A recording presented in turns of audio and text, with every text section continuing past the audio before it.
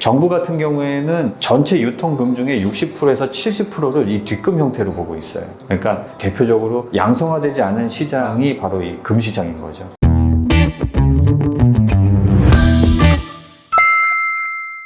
안녕하세요.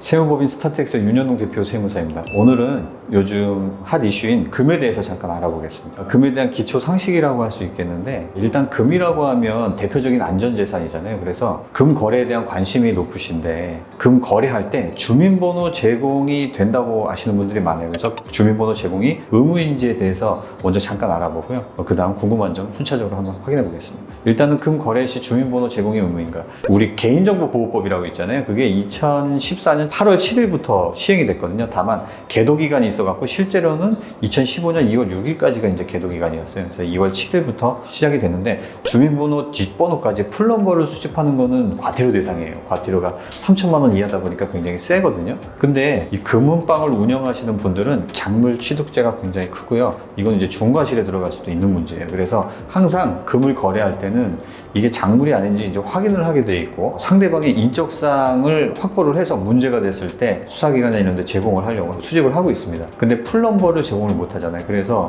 이 개인정보보호법 계도 기간에 질의가 굉장히 많이 들어갔죠. 경찰청이나 이제 행자부 같은데 질의가 많이 들어갔는데, 경찰청에서 답변하는 거는 맞다, 풀넘버를 수집하면 안 된다. 근데 이름, 그 다음에 주민번호 앞자리, 전화번호, 주소까지 장부에 기재하는 거는 문제가 안 된다라고 얘기를 하고, 행자부 쪽에서도 주민번호 뒷번호를 가린 신분증의 복사본을 보관하는 거는 문제가 없다라고 이제 답변을 했거든요. 그러면 실제로 뒷번호만 제공을 안 할 뿐이지 신원을 특정할 수 있는 거의 모든 정보가 다 들어가는 거잖아요. 그래서 이런 것들 때문에 일반적으로는 금괴를 매입하면 신원이 노출된다, 이런 식으로 이제 얘기를 하시는 거죠. 그 다음에 금 관련 용어를 잠깐 살펴보면, 일단 골드바가 있어요. 골드바는 뭐냐면 가로 세로 한 몇 센치 정도 될까요? 요만한 건데 납작해요. 그래서 1kg 정도 합니다. 그래서 유통용 금이에요. 이게 골드바라고 하는 거고, 그 다음에 금괴는 조금 달라요. 금괴는 우리가 영화에 보면은 약간 한 요 정도 크기가 돼가지고 한 12kg 정도 나갑니다. 이게 금괴가 생각보다 무게가 굉장히 많이 나가는 게 뭐냐면, 같은 부피에 다른 그 금속보다 보통 2배에서 3배 정도 더 무거워요. 그래서 금괴가 요만한 골드바가 한 12kg 정도 나가요.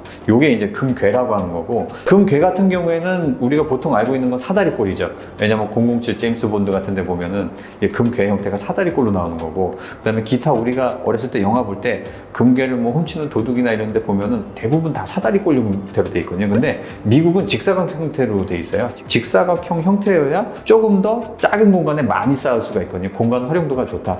근데 사다리꼴 금괴는 왜 있냐? 이게 영국에서 만드는 이제 재련 방법인데, 영국 같은 경우에는 지반이 좀 약하다고 해요. 그래서 무게 분산에 좀 좋겠죠. 밑면이 넓으면. 그래서 금괴를 쌓을 때도 사다리꼴 형태로 이렇게 쌓습니다. 그래서 그런 모양이 약간 지반의 무름과 강성에 따라서 좀 다르다고 해요. 이런 게 이제 금괴고, 그 다음에 금지금이라는 용어가 있어요. 금지금은 우리가 보통 세법 용어에서 좀 많이 쓰는데, 금지금 뭐 수입업자, 뭐 제공업자 뭐 이런 식으로 해서 금지금이라는 거는 보통 우리가 금괴 아니면 골드바처럼 아직 재련되지 않은 원재료의 상태, 그러니까 세공되지 않은 거죠. 이런 것들을 금지금이라고 해요. 그래서 이제 세공한 금, 우리 금반지라든지 이런 거는 금지금이라는 얘기를 용어를 안 쓰죠. 이렇게 보시면 되겠고, 그 다음에 고금이라는 단어가 있는데, 고금은 뭐냐면 일반 소비자들이 지니고 있는 금이에요. 금목걸이, 반지, 기타 뭐 거북이 뭐 이런 것들은 전부 다 고금이라고 합니다. 그래서 금지금 형태로 유통된다라는 것은 골드바나 금괴 형태로 유통되는 걸 말하고, 고금 형태로 유통된다라는 것은 일반적인 우리 세공용품 형태로 귀금속으로 유통된다, 이렇게 보시면 될 것 같아요. 그래서 소비자들이 갖고 있는 금,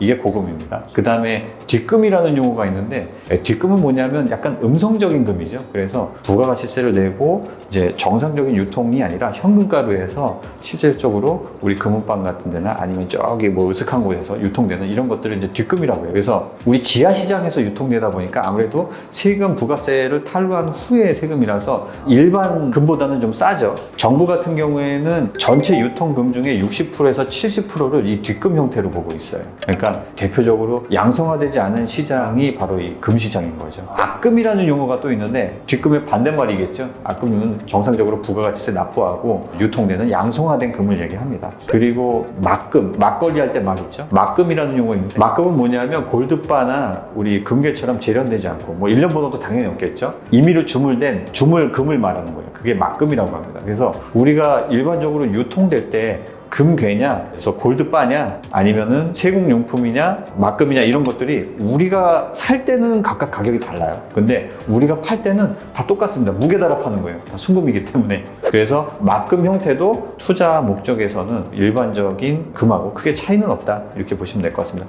양성화됐냐, 음성화됐냐 차이겠죠. 부가가치 때문에. 그리고 유통되는 대부분의 금은 아까 얘기했듯이 뒷금, 특히 이제 밀수금이라고 보시면 될 것 같습니다. 그래서 아까 정부가 60%에서 70%를 뒷금 형태로 보고 있잖아요.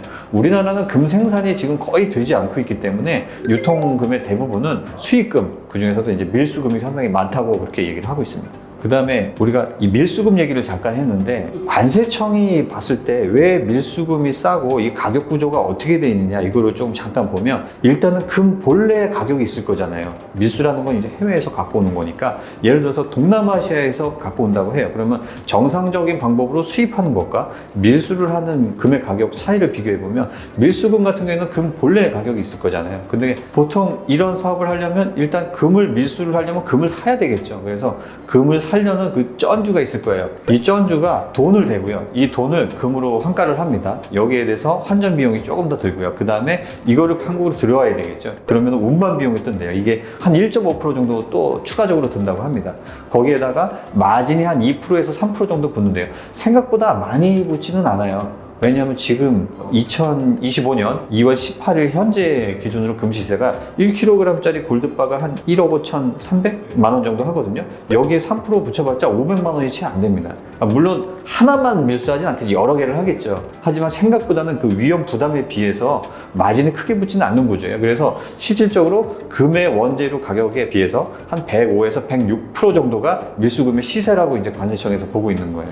반면에 정상적인 수입 금액 같은 경우에는 금 가격이 100이라고 하면 여기에 들여올 때 부가가치세가 10%가 붙어요. 그래서 110이 되는 거고, 그 다음에 관세는 3%가 추가로 붙습니다. 근데 어떤 금지금 형태, 금괴 형태, 화폐 형태의 금은 관세가 또 면세가 돼요. 3% 또는 0%죠. 거기에 기타 세금이 붙습니다. 이게 세공이 돼 있으면 20%가 또 붙어요. 그리고 20%의 개별 소비세죠. 개별 소비세가 20%가 붙고, 농어촌 특별세가 개별 소비세의 10분의 1이 또 붙습니다. 20%니까 2%가 또 붙겠죠. 농어촌 특별 세율이 10%니까. 그래서 2%가 또 붙습니다. 근데 뭐 이런 것들이 아니라 그냥 금괴 형태로 왔다라고 하면 일단은 110부터 시작을 하는 거죠. 여기에 유통마진 똑같이 뭐 2, 3% 붙인다고 하면 보통 112에서 113 정도 이제 붙으니까 보통 한 6%에서 7% 정도 밀수금에 비해서 조금 더 앞금이죠. 앞금이 비싸고 정상적인 유통 경로를 거치는 금이 더 비싼 거고, 만약에 관세까지 붙었다면 보통 9%에서 10% 정도가 일단 뒷금보다는 더 비싼 거예요. 그래서 가격 차이가 조금 나는 이유입니다. 오늘 여기까지 하겠습니다. 감사합니다.